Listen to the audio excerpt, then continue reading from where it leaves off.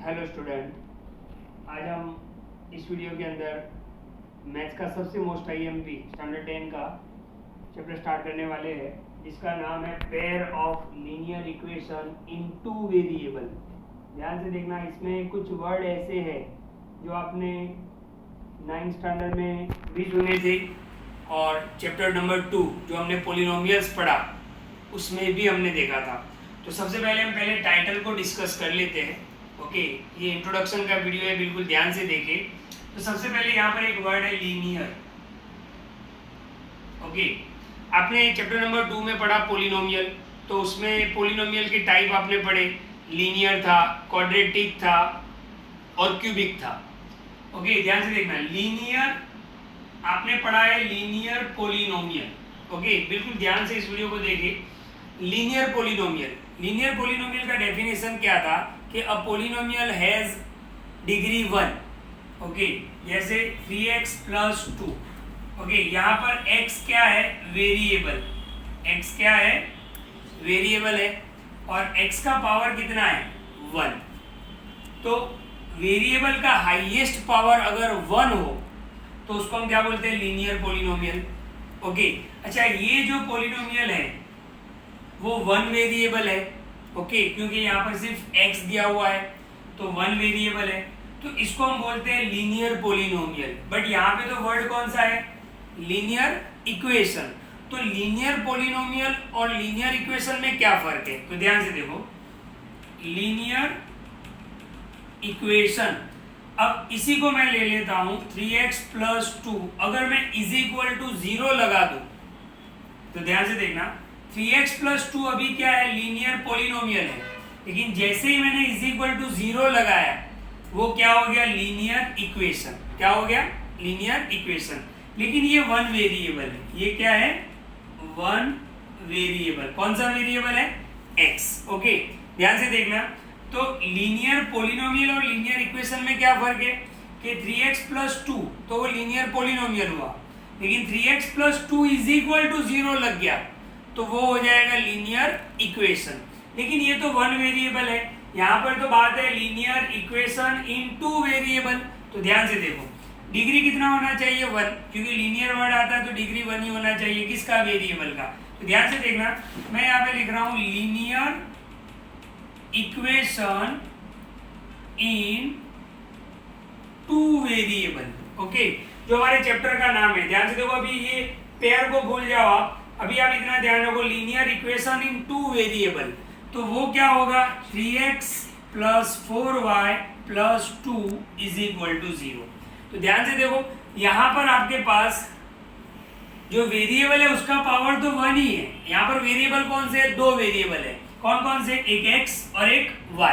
अच्छा, जिसका पावर कितना है? 1। लीनियर है यानी हाईएस्ट पावर तो 1 ही होना चाहिए, लेकिन इसको हम क्या बोलेंगे? लीनियर इक्वेशन इन 2 वेरिएबल। 2 वेरिएबल यानी कौन से वेरिएबल? फर्स्ट वेरिएबल कौन सा? x और सेकेंड वेरिएबल कौन सा? y। तो ये लीनियर इक्वेशन इन 2 वेरिएबल हुआ। फॉर एग्जाम्पल, अच्छा, x और y के अलावा तो कोई और भी हो सकता है। जैसे ध्यान से देखो, 4m + 5n + 8 = 0। तो ये भी लीनियर इक्वेशन ही हुआ। क्यों? क्योंकि वेरिएबल m और n है, हाईएस्ट पावर कितना है? 1। तो ये लीनियर इक्वेशन तो हुआ, = 0 लगा हुआ इसलिए इक्वेशन। और 2 वेरिएबल, तो 2 वेरिएबल कौन से है? m and n। ओके, तो लीनियर इक्वेशन इन 2 वेरिएबल, उसको हम अब उसके स्टैंडर्ड फॉर्म पे जाते हैं। तो ध्यान से देखो, लीनियर इक्वेशन इन 2 वेरिएबल, उसका स्टैंडर्ड फॉर्म क्या होगा? तो ध्यान से देखो, मैं यहाँ पर उसका स्टैंडर्ड फॉर्म लिख रहा हूँ, ax + by + c = 0। Okay, ax + by + c = 0। ये किसका स्टैंडर्ड फॉर्म होगा? लीनियर इक्वेशन इन 2 वेरिएबल। ओके, तो ध्यान से देखो, अच्छा, यहाँ पर एक कंडीशन है, a is not = 0, b is not = 0। उसको थोड़ा डीप के अंदर समझते हैं। तो ध्यान से देखो, ध्यान से देखना, ये आपको समझ में आ गया होगा। यहाँ पे 2 वेरिएबल कौन से हैं? x और y। ओके, लीनियर क्यों बताया गया है? क्योंकि x का पावर भी 1, y का पावर भी 1। इक्वेशन क्यों बोलेंगे, क्योंकि इज इक्वल टू जीरो। अच्छा, कंडीशन क्या है, A is not is equal to zero, A भी जीरो नहीं होना चाहिए और बी भी जीरो नहीं होना चाहिए। इसको हम एग्जांपल से समझते हैं, ध्यान से देखो। यहां पर मैंने लिखा 3x plus 4y plus 5 is equal to zero. ध्यान से देखो, ये एक लीनियर इक्वेशन है इन टू वेरिएबल। ध्यान से देखना, इसको अगर इसके साथ कंपेयर करें तो x तो a की जगह पर कितना है 3, तो आपके पास पहले तो a इज इक्वल टू 3 हो गया। ओके, तो x का जो भी कोफिशिएंट होगा उसको हम क्या बोलेंगे a, तो a इज इक्वल टू 3। आगे y का कोफिशिएंट क्या है b, तो y का कोफिशिएंट 4, तो b की वैल्यू क्या हो गई 4। और c की क्या होगा कांस्टेंट, यानी c is equal to 5। Okay, ध्यान से देखो, एक और एग्जांपल से मैं आपको समझाऊं, ध्यान से देखना बिल्कुल। 5m minus 4n minus 8 is equal to 0। तो ये भी लीनियर इक्वेशन है क्योंकि इज इक्वल टू 0 है। लीनियर इसलिए क्योंकि वेरिएबल का पावर क्या है 1 और 2 वेरिएबल यानी 2 वेरिएबल है m और n। अच्छा, यहाँ पर x है तो यहाँ पर m है, वेरिएबल है, तो a की जगह पर कितना है 5, तो a is equal to 5। b is equal to कितना होगा, देखो y का कोफिशिएंट b है, यहाँ पर n का कोफिशिएंट -4, तो b की वैल्यू क्या हो जाएगी -4 और c की वैल्यू क्या हो जाएगी कांस्टेंट यानी -8। माइनस है तो आपको लेना है। तो पहले तो आप ये चीजें क्लियर कर लो कि linear equation in two variable यानी क्या होगा ax plus by plus c is equal to 0, a is not is equal to 0, b is not is equal to 0। अब इस कंडीशन को समझते हैं। ओके, ध्यान से देखना, ध्यान से देखो, ये हमारा स्टैंडर्ड फॉर्म है। अगर a की वैल्यू 0 हो गई, if a is equal to 0, ध्यान से देखना, if a is equal to 0, अगर मैं a की जगह पर 0 लगा लेता हूं तो ध्यान से देखो 0 into x plus b y plus c is equal 0 into x तो क्या हो जाएगा 0 हो जाएगा, plus b y plus c is equal to 0, यानी 0 लिखने की जरूरत नहीं है। अब आप देखो, अब आपके पास क्या आ रहा है, अब आपके पास क्या आ रहा है, तो यहाँ पर आप ध्यान से देखो, आपके पास तो 2 वेरिएबल होने चाहिए, यहाँ पर तो सिर्फ एक ही वेरिएबल रह गया y। ओके, तो a इज इक्वल टू 0 होगा तो फिर वो linear equation in two variable नहीं रहेगा। ओके, सो यहाँ पे कंडीशन इसलिए दिया था कि a is not is equal to 0। Okay, अब देख लेते कि दूसरी कंडीशन भी कौन सी थी, b is not is equal to 0। अगर b 0 हो जाता है तो देखो ये 0 हो जाएगा, 0 इंटू वाई क्या हो जाएगा 0 और ये ax रहेगा, तो 0 लिखने की जरूरत नहीं है, तो फिर क्या हो जाएगा आपके पास ax plus c is equal to 0। तो यहाँ पर तो एक ही वेरिएबल हो गया, यहाँ पर तो बात किसकी है 2 वेरिएबल की। ओके, तो स्टैंडर्ड फॉर्म क्या है ax plus by plus c is equal to 0, a is not is equal to 0, b is not is equal to 0। हाँ, c 0 हो सकता है, जैसे मैं आपको बताऊं 2x plus 3y is equal to 0, तो इसको भी हम क्या बोलेंगे linear equation in two variable, क्योंकि 2 वेरिएबल है आपके पास। यस, कौन से x एंड y। ओके, और दोनों का पावर 1 है इसलिए लीनियर है। अच्छा, इसको स्टैंडर्ड फॉर्म में ले जाना हो तो हम क्या करेंगे 2x प्लस 3y प्लस 0 लगा लो इज इक्वल टू 0, तो c आपका 0 हो जाएगा। तो a is not is equal to 0, a 0 नहीं हो सकता है, b is not is equal to 0 यानी b 0 नहीं हो सकता है, लेकिन c कैन बी 0, c 0 हो सकता है। ओके, तो ये चीज आपको क्लियर करनी है। तो अभी तो मैंने आपको चैप्टर का टाइटल ही क्लियर किया है, अब पूरा चैप्टर हमने इतना तो समझ लिया है कि linear equation in two variable. अब ये आगे क्या वर्ड है पेयर, पेयर यानी 2, तो ध्यान से देखना, इसको भी हम थोड़ा क्लियर कर लेते हैं। ओके, तो अब हम बात करते हैं पेयर की। तो आपको 2 इक्वेशन दिए होंगे, जैसे 2x plus 3y plus 5 is equal to 0, ये एक लीनियर पेयर ऑफ इक्वेशन हो गया।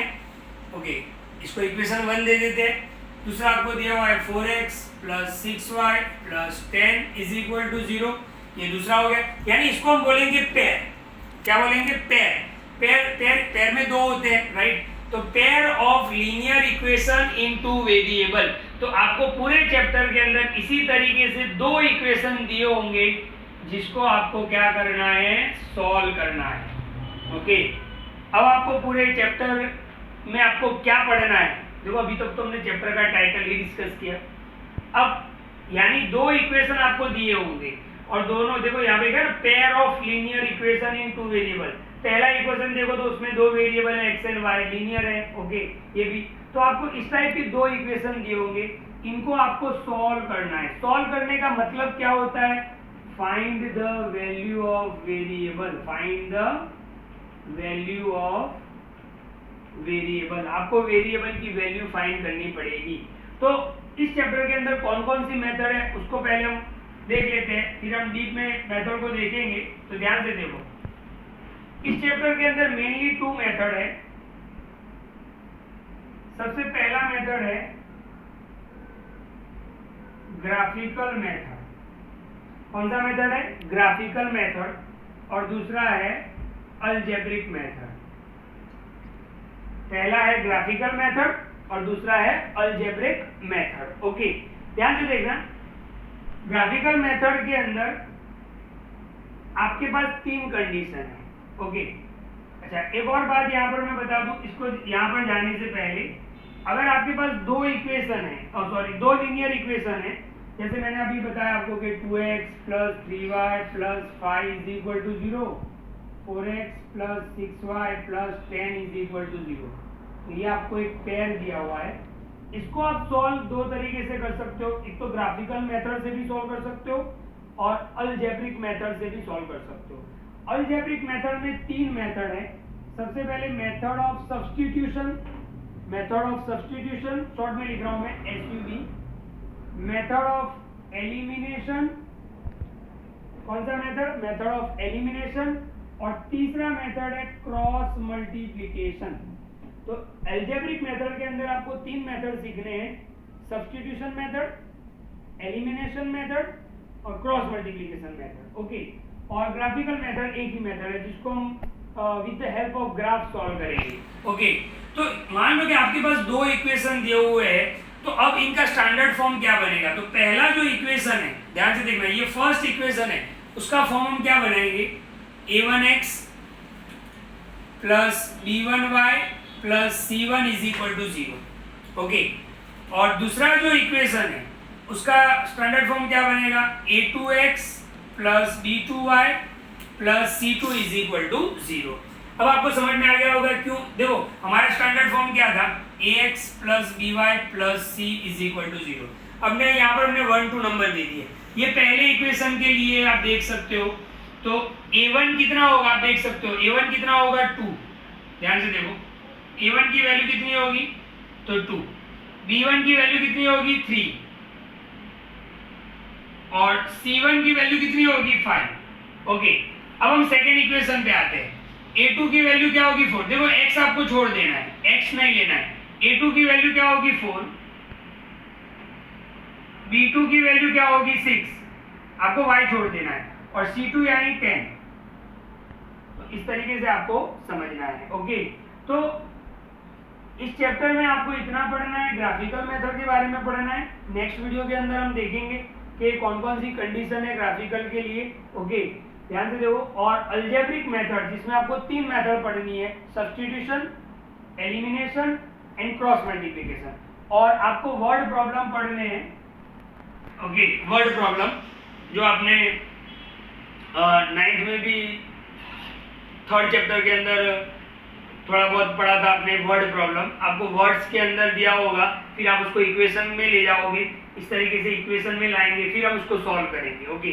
तो इस वीडियो को ध्यान से देखें और क्लियर करें। इंट्रोडक्शन का वीडियो है, बिल्कुल समझना बहुत जरूरी है। नेक्स्ट वीडियो के अंदर हम अलजेब्रिक मेथड, जो ग्राफिकल मेथड है, उसके जो कंडीशन है, कौन कौन सी 3 कंडीशन, आपको 3 कंडीशन के बारे में पढ़ना है, तो वो हम देखेंगे। Thank you.